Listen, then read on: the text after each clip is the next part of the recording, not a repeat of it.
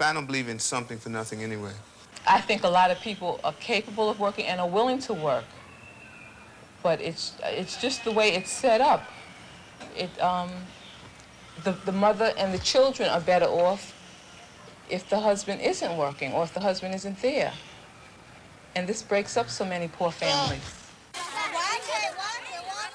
One of the saddest things is that many of the children whose parents are on welfare will, in their turn, end up in the welfare trap when they grow up. In this public housing project in the Bronx, New York, 3/4 of the families are now receiving welfare payments. Well, Mr. Brown wanted to keep away from this kind of thing for a very good reason. The people who get on welfare lose their human independence and feeling of dignity. They become subject to the dictates and whims of their welfare supervisor, who can tell them whether they can live here or there, whether they may put in a telephone, what they may do with their lives. They're treated like children, not like responsible adults. And they're trapped in the system.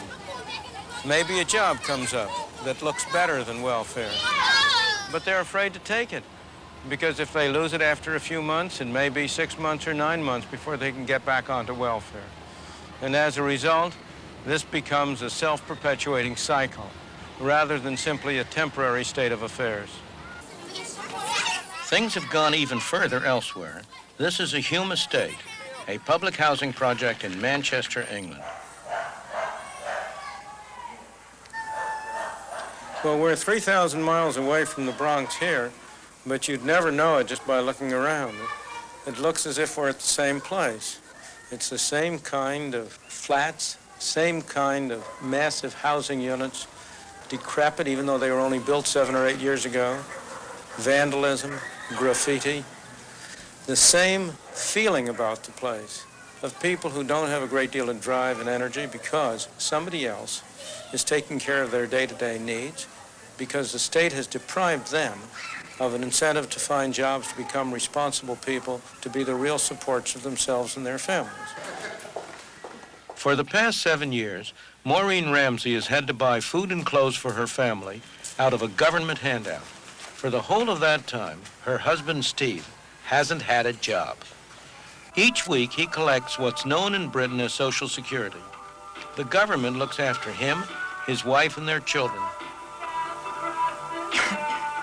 But accepting welfare payments means accepting the rules of those who hand them out. My opinion, anyway, you feel as they own you. You know, there's no other way of putting it. Say I got a job tomorrow because I needed something. Well, I know that I've got to go down there and report it. Because I couldn't go into the job because you'd be looking over your shoulder thinking, oh, the Social Security's coming in. I'm going to be done for it. It's just hopeless. You can't fight against it. The jobs around now these days, you only come up with about £45 a week. And then you deduct your stamp out of that. You still finish up with about £39. So what good is it working? When you still get the same thing, you know what I mean? I can't see any sense of it.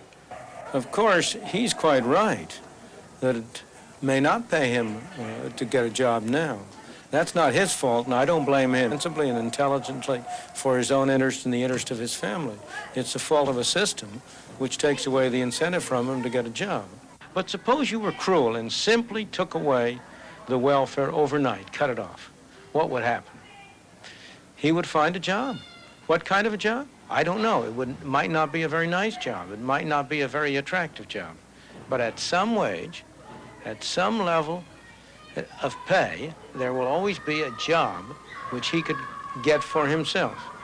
It might be also that he would be driven to rely on some private charity. He might have to get soup kitchen help or the equivalent.